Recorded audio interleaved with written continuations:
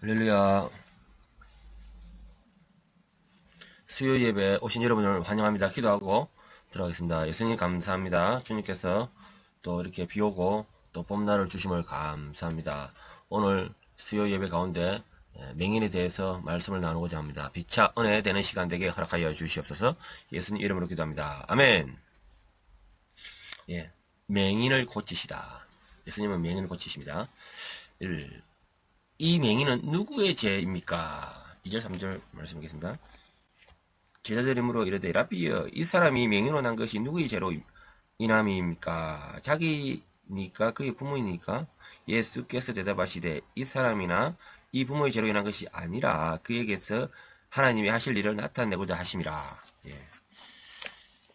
다른 성경에 케이스 바이 나오는데 사람마다 적용 시점이 다르고 적용 내용도 다 다릅니다. 어떤 환자들은 자기의 죄로 인한 경우가 대부분이 많이 있는데 이 사람은 요 본문에 조금 전에 읽어와 같이 자기 부모가 아니고 하나님의 일을 나타내고자 왜 그러냐면요 바리새인들하고 법정 싸움이 일어나는데 논쟁이 되고 굉장히 그 동네가 떠들썩했습니다. 예. 그런데 하나님은 이 맹인의 위대하게 하나님을 나타내고자 그 예수님이 오신 것이 하나님이 보내셨다는 것을 증거하고자 이 맹인을 들어서 사용하는 겁니다. 이 구장 통째로 맹인에 관한 이야기가 나오는 겁니다. 그래서 이 구장을 왜 하나님께서 이 요한은 이 구장을 통째로 쓰는가?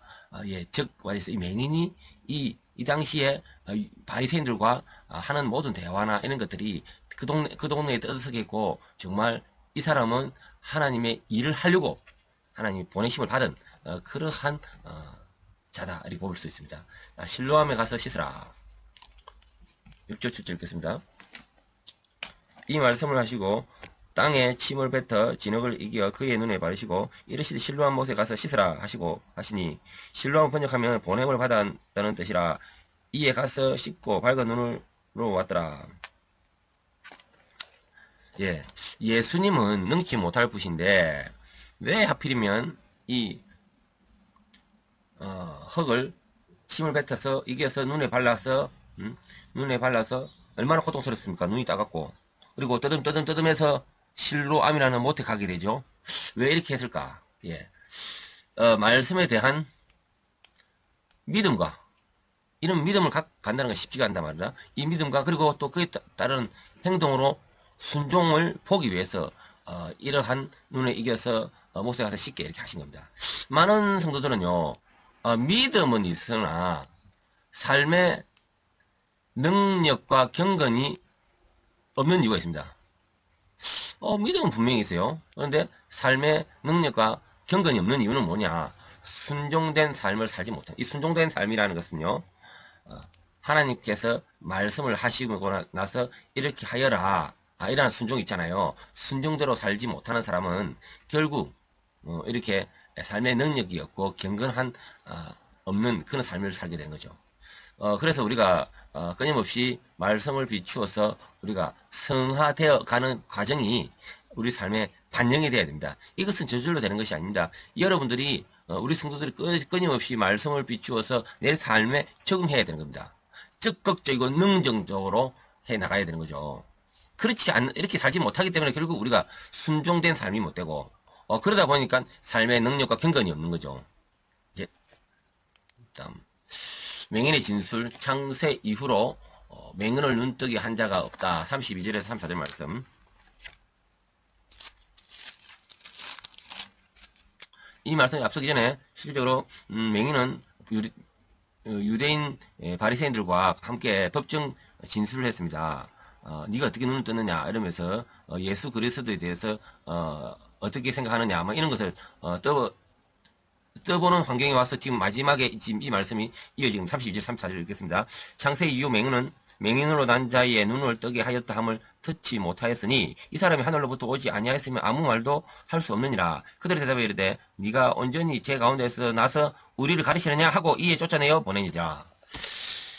결국 맹인은 진술하기를 하나님이 보내지 아니하면 이렇게 눈뜨게 하는 일을 과연 할 수 있겠느냐? 그래서 이 유대인들은 정말 화딱지 나는 거죠. 그래서 제 가운데 나서 우리를 가르치느냐? 이러면서 이에 쫓아내죠. 바리새인들은 안식일에 눈뜨게 하는 이런 의료 행위를 한 것에 대해서 죄로 정죄를 했습니다. 맹인은 예수님을 행하심이 하나님이 보내신 분이다라고 정정당당하게 정죄하겠습니다. 바리새인들한테 뭐 어떻게 되겠죠? 미움을 당하죠. 진리를 이야기하니까 미움을 당하죠. 성도는 진리를 쫓아야 됩니다. 진리. 오늘날 성도들이 많이 변질되는 것이 자기 사심, 이기심, 그리고 또 진리에 대한 왜곡이 기적과 표적, 이걸 쫓게 되면 진리가 아니다. 예수 그리스도의 참 진리는 깨닫고 정인된 삶을 살아야 한다. 예. 참 진리는 속죄사입니다. 속죄사요. 끊임없이 제가 말씀을 이어지니까 여러분 같이 함께 해주시기 바랍니다. 자, 4번. 내가 인자를 믿느냐? 내가 믿나이다. 35절, 39절 말씀. 예수께서 그들이 그 사람을 쫓아냈다는 말을 들으셨더니 그를 만나서 이르시되 내가 인자를 믿느냐? 대답하여 이르되 주여 그가 누구오니까 내가 믿나이다 하고 예수께서 이르시되 내가 그를 보았거니와 지금 너와 말하는 자가 그이니라. 이르되 주여 내가 믿나이다 하고 절하는지라. 예수께서 이르시되 내가 심판하러 이 세상에 왔으니 보지 못하는 자를 보게 하고 보는 자를 맹인이 되게 하려 함이니라 하니. 예수님은 그의 눈을 흙으로 이기고 나서 그냥 자리를 사라졌습니다. 그리고 나서 동네가 떠들썩하게 바리새인가의 공회의 재판정에서 한마디로 공회가 일어난 겁니다. 그 회의 가운데 우리 맹인은 예수님은 하나님이 보내셨음을 이야기를 하고 유대인들은 끊임없이 그를 정죄하려고 그 예수를 정죄하기를 원했습니다.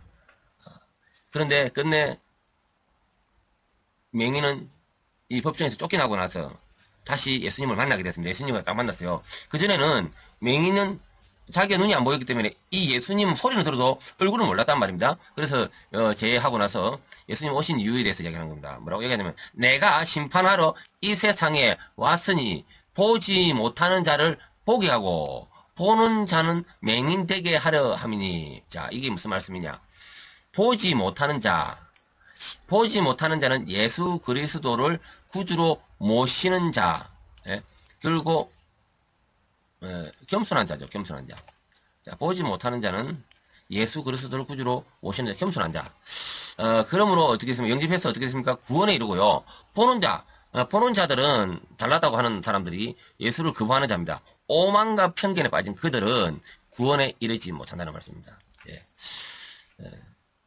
오늘날 우리가 예수를 만나면서 예수를 복음을 전하면서 겸손한 자 그리고 주님께서 선택하고 예정된 자는 주님을 만나게 하십니다. 그 복음을 듣고 잠잠히 있다가 복음의 그 안에서 요동을 치면서 복음의 진리를 쫓게 되어 있습니다. 예.